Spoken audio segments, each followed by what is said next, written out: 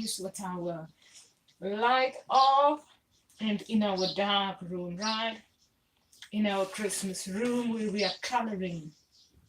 And we're preparing for Christmas. We're going to discuss the natural birth womb. So we're in pregnancy season and we are having a lot of pressure on our womb. A natural type of person, our mama ananas, our upbringing, our birth education. We are farm life people. We grew up on the farm itself. And we are what you call your the natural birth womb. I represent the natural birth womb woman of our generation. Natural means there's a lot of people that depend on lots of medications during pregnancies. There's a lot of people that depends on lots of technological processes when it comes to pregnancy and when it comes to the birth womb. And I grew up in that. That is the natural education of your womb, right? How does your womb speak to you in your season? And how do you listen to your pregnancy season? And I went to the doctor for a test because, like I told everyone last week, in last week's discussion, that I really did not I did not go to the doctor yet, right?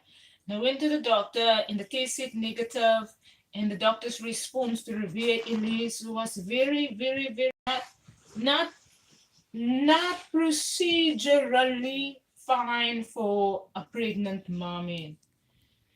Procedurally meaning, someone says now on the recording there, procedurally means the process of the womb itself, right? You look when doctors want to medically manage the process, that is the naturalness of the birth womb, and they want to really work with that in the technical field of it, right? The scientific field of the medical field itself, right? Scientifically, there's so much science concerning the process. It should be a test, and the test should say this. And the natural process is that this is the human body, this is how the body looks, and this is where the milk comes out of the titties, and this is how the titties feel. This is how the tummy feels in its completeness, and that's how you naturally complete the process of a pregnancy test. You complete a pregnancy test not on a urine test only.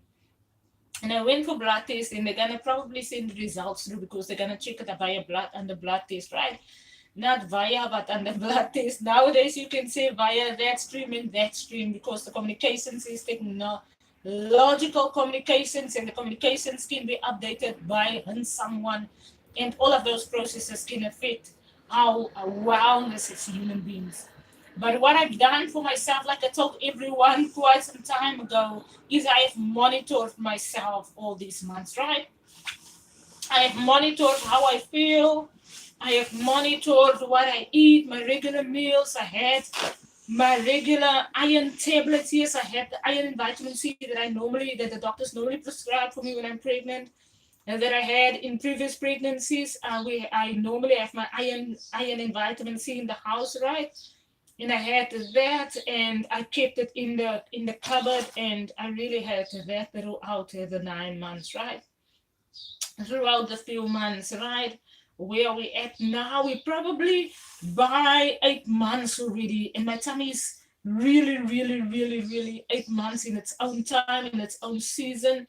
And I don't know naturally how doctors have managed the pregnancy tummies about it. And one of the doctor's comments were, the tummy is not so big for a pregnant mommy. And I was like, so I was not surprised by the reaction because all these months I've been prepared to know that there's oddness is happening in the world. When you look at the American abortion, right, it really tells you that there's a lot of things happening in the world, right? A lot of things that we as people gonna have to make a decision. It's either we're gonna walk out of the doctor's surgery and be paranoia and angry with the whole world, or we're going to look at the whole world in war and in so much argument and aggressions, and we're going to learn that there's so much happening in the world, and so much discussions and so much implementations and processes. And I've mentioned before the abortion law in America, that woman nowadays, it makes us question the implementation of the law, right? Why would they want to implement a law that gives you the right to know to kill? Point number one. Why would they implement a law that gives you a right to kill? Point number two, then you are not only killing as a human being, but you are killing your very own child. Point number three, then child, but you are sometimes it's young children that get pregnant, right? Now these pregnant children learns that they have the right to kill, and they have the right to kill other human beings, and they have the right to kill their own children. You know, when you give birth, then you look at the baby as another human being also. And the whole education happens when you listen to that is called the abortion law. It's interesting and a required law for America because of the state of the union and because of young people that gets pregnant when they're very young and they still want to enjoy the youth years. And but it's also that you have to listen to what are a generation of people creating, and they call it a law when we can educate young people to manage, the sexual drives, right?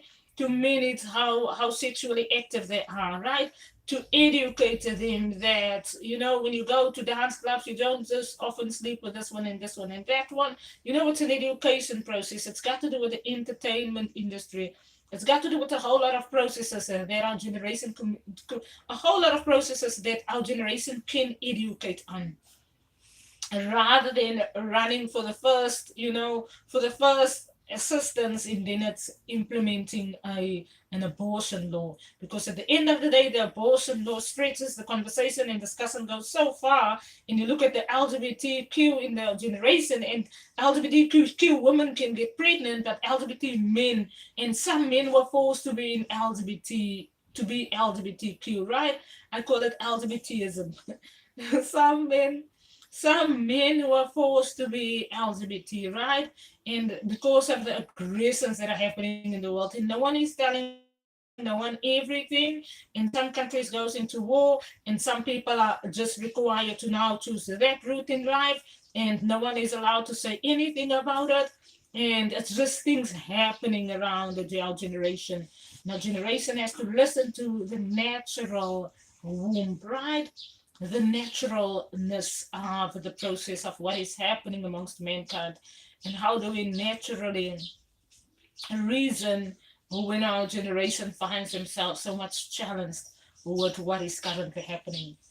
So naturally, for me, my natural response is to make sure that I'm fine, to make sure that baby is fine, to make sure that Kiara is fine, and to make sure that I monitor myself further on until I don't really feel birth pains. And when we counted, she said, okay, 36, 37 weeks probably, but how I'm explaining how I felt. And even though the process to me was not as the previous pregnancies, right? So it was my pregnancy, current pregnancy, is somewhat different to my previous pregnancies, and it's totally completely different. And therefore, it's a whole different experience for me, and it has been challenging. But what we do not want to do is we do not want to tell ourselves, we do not want to pressurize the womb. So first of all, we have pressurized the womb over how many months already, right? And now Ribea Elise is by the pregnant stage. And if there's people viewing the video, can you please press the like also? Thank you. We would appreciate that. Just for our viewers to say that in the room. Yes, thank you. So what do not want to do, we do not want to pressurize the womb, and we do not want to pressurize and ignore the pregnancy state that we are in. I don't know if anyone is familiar with people that didn't realize they were pregnant, right? And when you don't realize you're pregnant and you go on with your normal day, then it can make you ill after years from today, right? And some people can go on with just the reasoning and telling themselves that they were not pregnant and there was nothing happening in the womb. And some people went on with their day. But many women really has not realized that in they were pregnant and they try to go on with their normal day and they try to like medicals nowadays say the process of it becomes natural. The process of miscarriages becomes a natural process at home. And it just happens. And that's sometimes how the womb are being cleaned. But many women fell ill by a lot of women that did not realize that they were pregnant.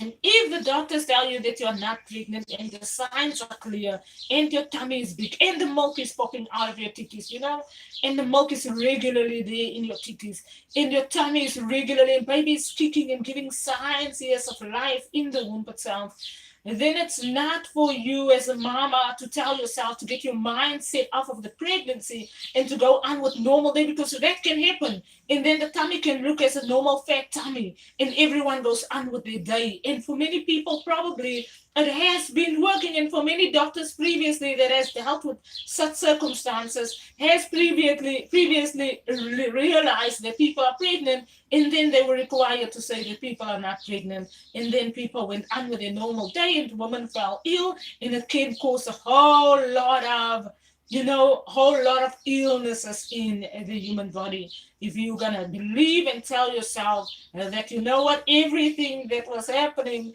was now just imaginary, those imaginary moments. And only because of that, we need to educate, and I'm going to be firm on educating our generation through the natural womb of our generation, meaning the natural response of when your immune system and your body and everything about you speaks to you, how do you naturally listen to how you feel about yourself, how you feel, how well do you feel, right?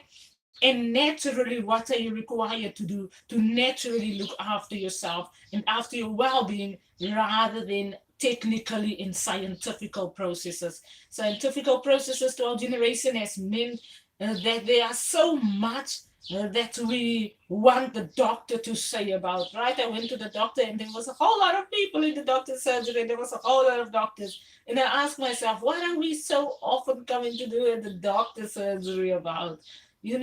Scientifically in the natural womb process. The natural womb was not only a womb many years ago that Ribea was born from a Anna Pilander that was a farm mama, and the farm mama was from Ilan's Play, and the farm mama had 7 children born from a womb, and Ribea was the 7th baby out of the womb, and the 4 sons and 3 daughters from the womb, right?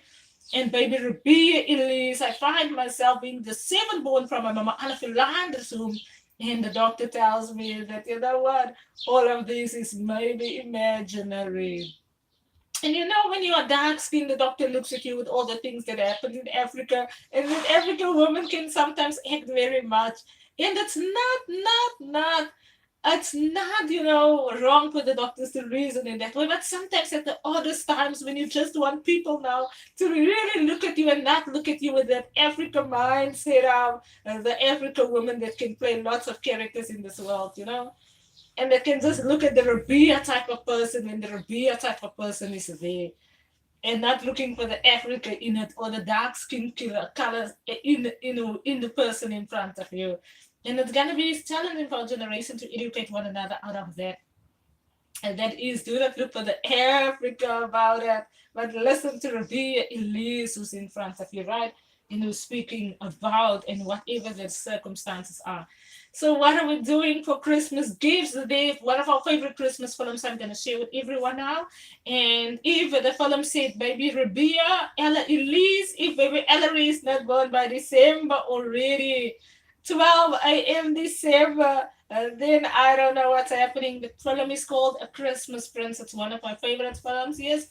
My brother Richard Philander's name is mentioned in the films. Yes, the film educates a whole lot of things that the world has Googled in and that happens in our generation and that happens around the name baby Ribea Elise, baby, who needs to give birth to baby Ellery, who's now not going to be baby Elise, but baby Ellery. Yes, so there's a lot written in that film, and we watching our films, our Christmas films, probably by the 1st of September, of December, right? And by 12 a.m., then baby's already having to be born. So everyone just have a thumbs, keep your fingers crossed for us there with the pregnancy womb and with how baby responds and with our requirements to keep well. While there's a lot of aggressions. What is good for me is the fact that I didn't have to go to the doctor often during the pregnancy term. Why not? Because the world is too much full of arguments and full of aggression anyway. So I would not want to go the whole 9 months to doctors who now maybe listen to AWOKH business on social media, who now maybe listen to Ribea, Elise, his opinion on social media, and maybe one doctor when the doctor opens the records and the doctor reads, oh, that's that person that has so much to say, and then the doctor just at that moment sometimes gives the wrong medication, you know. And how are we? I was at the doctor on Friday, and the doctor said, you want any iron before she did the test, yeah, any iron, any folic acid or anything, and then you know what we do at those times, we eager to say yes for any medication, but we sometimes don't realize it.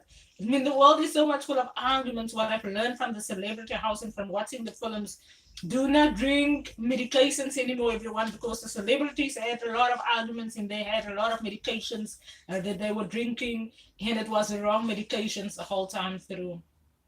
So all of those processes are happening amongst humanity. And some of the films that educates us about it is A Christmas Prince, one of our favorite films. So what our Christmas present, give everyone, share your favorite film also. That's A Christmas Prince, another Christmas film that I love to win. That's also about me, a lot about my New Orleansville primary school education, is A Christmas Princess Switch.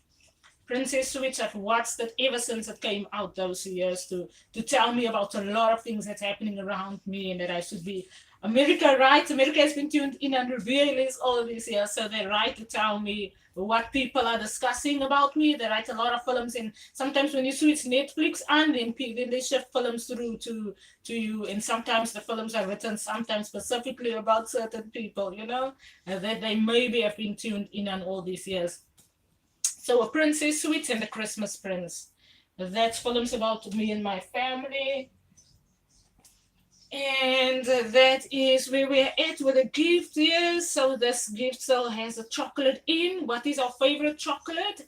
So for this season, you know, when I was young and I was you were staying in Chicago, Waterbuck Street. And you know, my mama had to buy, my mama Anna had to buy, my mama Anna was very much like an American mama. She was really, in the universeness of it, an American mama. And everything about her was exactly the same like in the American house, without my mama Anna having to watch television about Americans, because my mama Anna's lifestyles upbringing was very much outside of the house, not in front of television. My mama Anna's way of life was very much in the community rather than in front of television, to now be sitting and studying Americans, to now be reacting like an American, you know. So my mama Anna, so there was probably family of Mama Martha in America, and there's probably, I know my papa's family is there. But I think also of my Mama Anna Philander's family. My Mama Anna Philander is also from Africa. And her Mama Martha is also from Africa. And I think from her Mama Martha, they must have probably traveled people to America, because my Mama Anna looks like a lot of American mamas. But she was not really those old type of American mothers. And see, when we were staying in Chicago, those years in Pontiac Street, right, number 23A, then it was birthday present time, not Christmas present time, because we never actually had Christmas presents until maybe, you know, how do we now say, the people that my mama used to work for, that she had a daily job, and then she used to go again to some friends that was white people, yes, the white Afrikaners, yeah. There's never a word other than the boer. Yeah, another word for it, you can't get another word. Well, they're not European, but they are sometimes also from Europe. African-born white Afrikaners. Now then, they would sometimes give us bags and bags of new clothes and new tops and new sweatpants, and they always gave my Mama Anna a lot of stuff because them and my Mama Anna was very good friends. No, they would give us our Christmas stuffies, right? And they always gave me lots of toys and stuff, things that Mama Anna couldn't buy because remember when Papa was deceased, Mama Anna was now having to look after all the children, and all the children was now always a lot of children in the house. There was always a friend of a friend also staying by us, and the house was always a lot of people in. So then the Christmas present was now not the chocolate, but the birthday present. This one year, Mama Anna came with a surprise. And you know, when we go to the store, we can only buy a chomp because a chomp is the only chocolate that we can afford. And a chomp was such a thin in a yellow paper. And the chomp was nice. But the Trump was now not Ribea's choice of chocolate, right? There was a Tex chocolate, and I sometimes love a Tex because it was a light in chocolate. I'm a chocolate type of person, and ever since I was a little girl, I've been a chocolate type of person. Why I'm saying that? Because in this gift, we have a chocolate still of last year's Christmas, and that chocolate is still in here. But then I was a chocolate type of person, and I grew up loving the taste of chocolate, and I love my different types of chocolates. And I would always go to the store, to Yahya store, and to the other store at the other side until Leafy Them store. And until Leafy Them store, there I can look over the counter because I'm now this little girl, and then you can look over the counter, and then you can see, okay, in the blue shop, the blue uncle, right? And by the blue uncle, I can also look over the counter, but when I go to the blue uncle, then I have to check, is there no one in the road, and is it not dangerous? And you always go to the shop that is more closest to the house, right? And then there I can look over the counter and I say, okay, that's a Tex chocolate, and I only have maybe 50 cents, and my mama can't afford to buy for me the chocolate that I would want to buy, and then I buy the Tex sometimes. And I sometimes have money for the Tex, other times it's only the Trump chocolate. And then my mama came with the chocolate for my birthday. Oh, I was very surprised at that year, and I will never forget it. And my mama brought me slab chocolate, a Cadbury slab. You know, Cadbury is very light in chocolate. A Tex chocolate is very light in chocolate. A chomp is a little bit high in chocolate. It's a little bit thick in chocolate, and then it's got like the bar one stuff in, right? That's also in the chocolate that I want to. When I eat chocolate, I want to taste the chocolate about it rather than eating a chocolate and tasting the oil or the fat in it. And then my mama bought me a Cadbury slab. So then Cadbury slab was a favorite thing that could ever happen to us, you know. And that year I will never forget. I for the very first time, I think I had a 10 rand, or someone gave me a 10 rand, or someone really bought the chocolate. And I had the chocolate in my hand, right? And I was enjoying that Cadbury slab. It was the very first time. And I was now allowed and able to have that Cadbury chocolate and slab chocolate. And it's not only that I'm going to now have the Tex, and then the Tex is finished and up. No, it was a whole slab. And I was now going to have some time to enjoy that chocolate. And it was my favorite type of chocolate. So we are not really the Kinder Joy chocolates are fine, but I really don't eat just any chocolate because you know chocolate manufacturers they are as processed as the natural womb process, and the manufacturing of them also becomes as processed as the natural womb process. And then I came to New Zealand, and then now New Zealand there was now this Cadbury, yes, and then Cadbury was tasting very oily, but not too oily, but a little bit oily. And then New Zealand has the Whittaker, and I love a nut chocolate, an almond nut. Whittaker is nowadays my favorite. So our Cadbury's, yes, y'all are still the number one in South Africa. I don't know if everyone makes their chocolate different, but our type of chocolate, Ferrero Rocher is very nice. I love that. It's light. It's not too harsh, and I love the nut in it anyway. But I don't love the chocolate flavor to be overshadowed with a whole lot of flavors about it. Other than that, this is our little Christmas gift. Is our favorite chocolate in New Zealand to buy is a Whittaker chocolate, a almond not Whittaker chocolate. And if it's a Cadbury, then it's gonna have to be a nut, a whole nut Cadbury slab. That's our favorite. We love to crush the nuts in it and to bite those nuts in those chocolates. Another thing that we want to share that are easygoing about Christmas giftnesses is no the store that are easygoing when we want to buy Christmas gifts. On a previous video last week we said do not buy gifts if there's no finances. If there's finances, go to the $2 store. The $2 store in any country has got a whole lot of amazing goodies and coloringnesses and amazing stuff. And it's $1 and $2 and $3, and all the kids can have amazing goodies to play with. Because sometimes our houses are packed with toys, and Kiara's got all still a nice toys and a nice goodinesses. And from the $2 shop, Kmart, yes, Kmart has got very nice goodies on every corner in Kmart during Christmas season. We can't wait to go to Kmart in November. I don't know if I'm going to go. Theory nowadays doesn't even take me to the store anymore when he's got money for a good reason, because I can just buy.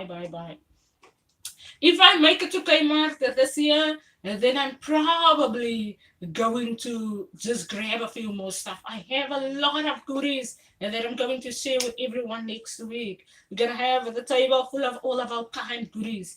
But we're going to probably make a proper video with that, because we want to do a Christmas video, and that's why we want this video, so that everyone can look in on our Christmas video that is going to be decorating our Christmas season, right? And decorating our Christmas day, and we're gonna do a proper video for that. And then in that video, we're gonna share how we decorate and what we require. How do we decorate this? We buy a whole lot of goodies, and we really just look at the house, and we have a whole week. And then Kiara comes and Kiara checks in the lounge, and Kiara looks and Kiara says, okay, she wants the decoration to be this side and that side and that side. So we give one another some time to decorate the lounge area and to decorate our Christmas area. And that's what our Christmas gift Kmart #1 for those Christmas presents. Buy those Christmas presents, everyone, and it's $1, and it's not expensive. And that's for the Christmas presents. For all of y'all who's gonna enjoy y'all's year-end functions, I'm already thinking about what I'm gonna drink, and I just have one more natural tip for everyone. Everyone is excited to already go to the year-end dances, and it's everywhere, and it's amazing. The only thing everyone needs to be conscious about, I know y'all are all conscious during Christmas season, and all the women can be conscious about it. But what we all should now really be conscious about is now, when the whole team goes to a restaurant, it's all good and amazing. And the whole team has ordered the drinks and everything is still fine in the country.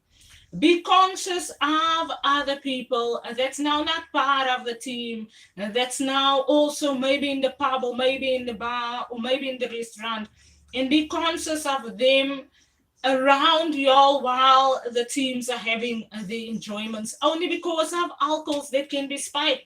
And what does Ribea now do? I don't change my alcohol. I'm all these years like that. I drink my alcohol for a complete season. When I go to a pub, I know I only drink this whole season red at rum and Coke, or I only drink a whole season, and a season is a few months, and then I only drink a glass of red wine. And I don't change my alcohols to tequilas and all the things that everyone educates about that can sometimes be toxic to the human body, and that can make women feel unwell sometimes. There's your harshest drinks that they nowadays make that is not so kind on the natural you, and that is sometimes so harsh on you. A vodka is not so harsh. I don't do a vodka lot, but a vodka can sometimes be poisonous. So know the types of vodkas that you'll buy. Last year we bought a vodka, yes, and we bought a little one, and it was the same as the ones that we had previous years. And don't go and change your drinks only because it's festive season and it looks nice. And someone once brought I had my 21 tequila and a tequila table in Dubai when I was my 21st birthday. I was invited to another party some year, and someone had a tequila table, and it was now not like my birthday tequilas, it was now glasses of tequilas. And remember when I celebrated my 21st birthday in Dubai, Arabs gave me the whole table full of tequilas. And while I was drinking it, I was like, I'm not gonna drink this. This tequila, I never drink this when I'm drunk. It's poisonous. And I told all the people who standing around me who told me, drink your tequila, drink your tequila. And then I said, come, you all drink first. You'll all take a glass here because you're crazy when you think. And they made the whole cake tequila. And it was very nice and it was looking interesting. And you know, when you love your alcohol, then it looks very nice. But even in your drunkest days, think about your hetero you and appreciate those moments. And I know it's sometimes not easy to think of the natural you in those times. Another friend bought a whole, invited me to a party, and then she had a party full of a tequila table that was now not Dubai, that was now tons of tequilas, but she had bottles and bottles of different types of tequilas. Oh, it looked very nice, and it looked very kind, and it was with different flavors. And I can't remember if I really enjoyed tasting it because it was really a lot of different flavors. But what I would not do, I would maybe taste it, yes, if those tequilas are right. But I would not change my alcohol. And if I know my alcohol, then I hold on to that because my auntie said last time, I spoke to my auntie last time a few months ago, my auntie's 80 years old. She said, Ribea, me and your uncle, my mama's sister, Auntie Fenia, she said, me and your mama's brother and Kumpitsafta used to work by the whiskies. We made whiskey all the years on the farm, she said. And remember, they make whiskeys different. So don't just drink any type of whiskey, but know your whiskey that you are drinking. And I know a lot of people educated me about whiskeys all these years. And a lot of people drink their whiskeys, but everyone educated that there's the specificness of your specific whiskey that you drink, and you don't go and overdrink a whole lot of different alcohols because there's now so much different alcohols on the market, and that we have to be conscious of when there's so much different alcohols on the market and there's so much different arguments in the world. And then we have to be under natural you thinking, reasoning into what you allow and not allow about your season. And that is where we're at with our year-end processes. Don't drink and drive. Don't drive to the city to go and have a drink at the year-end party and to drive home. No, get people who doesn't drink and drive. Last year-end function I was at had very nice processes. Their processes, they did the transport for the whole office.